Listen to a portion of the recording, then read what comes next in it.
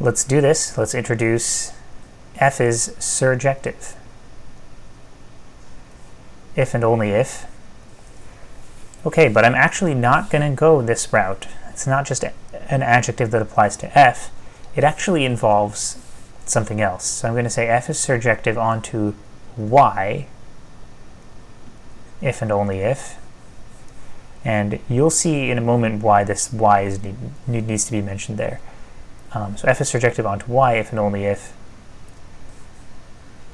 the range of f equals y. Okay, so that's a pretty simple statement. But personally, I find surjectivity actually gives people more trouble to think about rather than injectivity. Yeah, so let me go back to this, what's contained in a mapping statement. When we say f maps x to y, we're saying f is a function, the domain of f is x, and the range of f is a subset of y. So we're only giving this one inclusion here, right? Now I'm saying that you may additionally, in addition to saying f maps x to y, you may additionally apply this adjective surjective onto the whole situation if you actually do have equality here. So you can think of this as providing you with the other inclusion, the one that you didn't already have from here. So a perfectly good definition, I guess this would have been a perfectly good definition to just put the inclusion that we didn't already have. This would be an equivalent definition. But I'm going to keep it like this. And let's look at some of the examples. Okay, let's say you're in this situation, same capital X and capital Y that we've been working with in this lecture, assuming that all these little guys are distinct, and assume f is this set of pairs. Then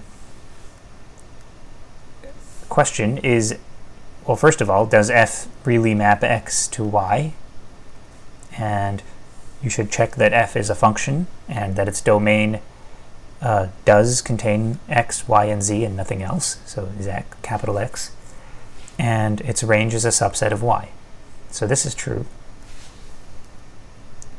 Yes. And is f injective? No, it's not injective. We sort of looked at that idea already. Since x and y are both going to A, it's not injective. Is it surjective? So is f surjective?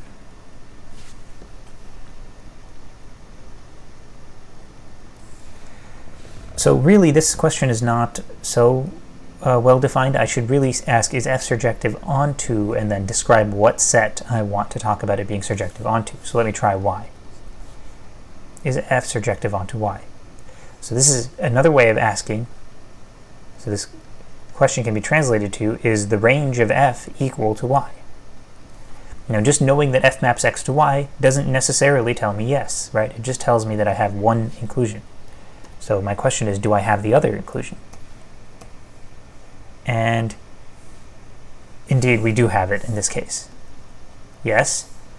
And the reason is, let me just use a color here. Yes. And the reason is, the range of f consists of A, and B, so is this set, which is y, right? That's what I defined y to be. So this function f is surjective onto y. Now, yeah, let's do another one. Okay, so let's say x is going to A, and y is going to A, and z is also going to A. So then here f is xa, ya, za. Then this is a function, and it maps x to y, and it is definitely not injective. It's very not injective. Everyone's going to the same point. Is it surjective? Okay, not such a good question. Is it surjective? A better question is f surjective onto, and then let me describe the exact set that I want to ask about whether it's surjective onto. Is it surjective onto the set y? And what would you say? No, it's not surjective, right? because if you look at the range of f, let me use blue, the range of f consists of A alone, so the range of f is the singleton of A. And yet that's not equal to y, right? Because y consists of both A and B, so B is an element of y. But A and B are distinct, so B is not an element of singleton A, so y cannot be equal to singleton A. So this function is not surjective because you do not have equality of the range with y. But the thing with this mapping notation, okay, so this will help you kind of see why we have to say surjective onto y, rather than just saying surjective.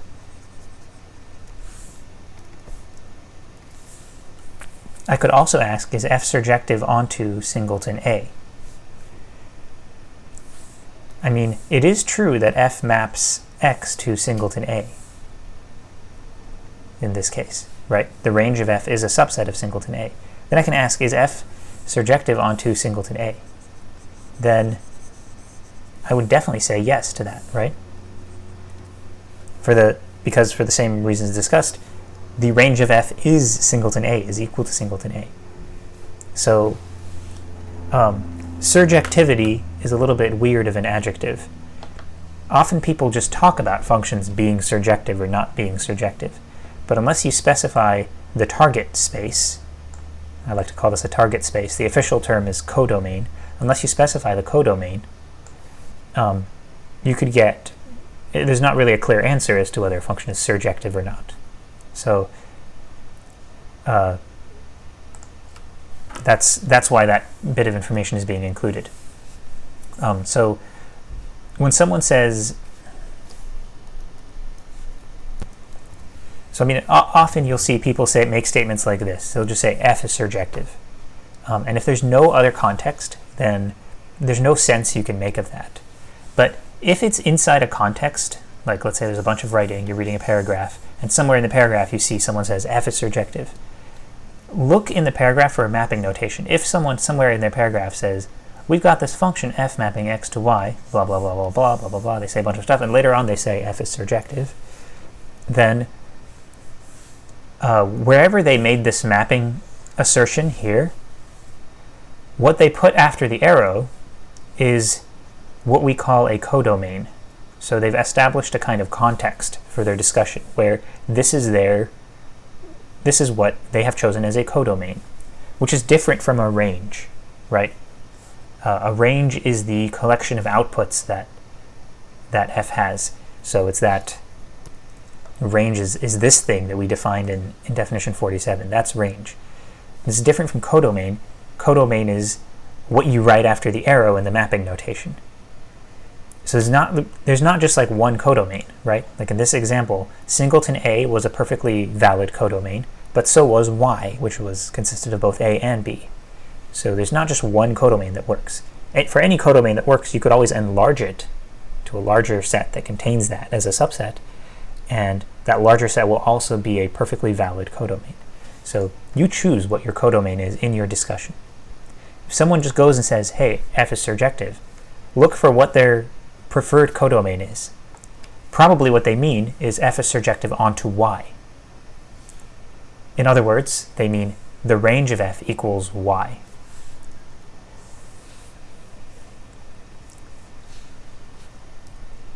One more thing, now that I'm talking about different things people will say in this context of surjectivity, is there's another term for surjective, is sometimes, right, so if we go back to the definition, there's sort of two components to the phrase that I'm defining. I'm defining surjective onto y.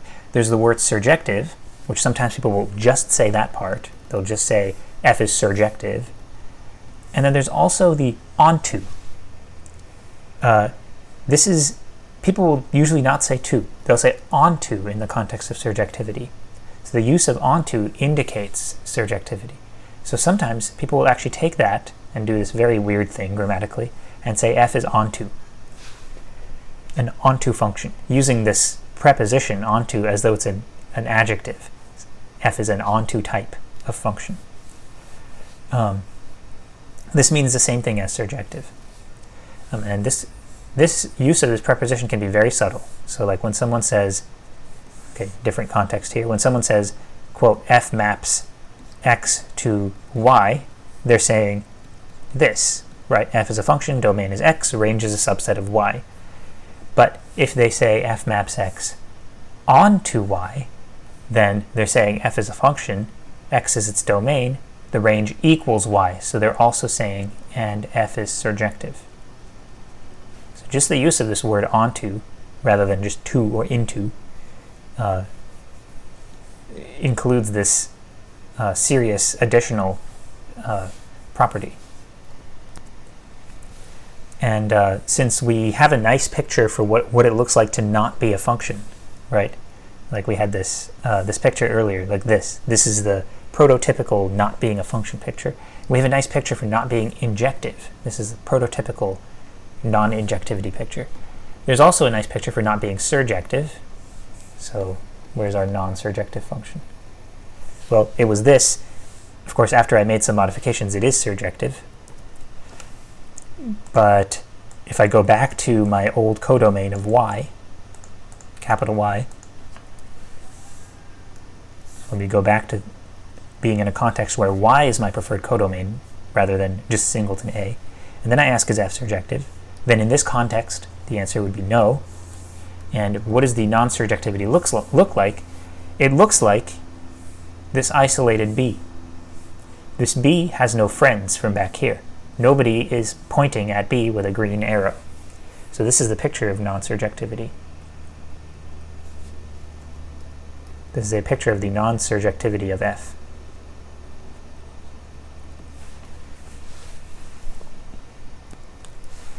So you see the issue with surjectivity is, normally you have f map, when you have f maps x to y, you have range of f is a subset of y. So the issue is, do you also have the other inclusion?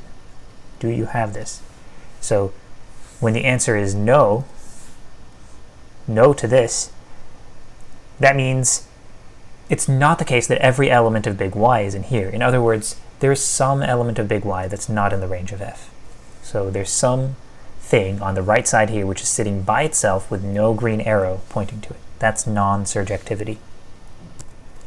So there's this other way to describe being or not being surjective, which is basically what this picture is showing, is to say a function is surjective if and only if, surjective onto y here, if and only if for any dot that you pick in y, there exists some dot back in x, so that if you were to evaluate f there, you would get the dot that you focused on in y.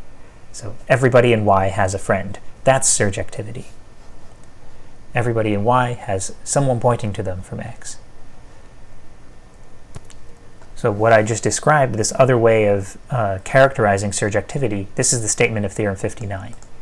If f maps x to y, f is surjective onto y if and only if everybody in y has a friend living back there in x. And this will be one of your homework problems, is to prove this one. So it's not super hard. It'll just have you working through the, unpacking the definitions of surjective and working with these quantifiers.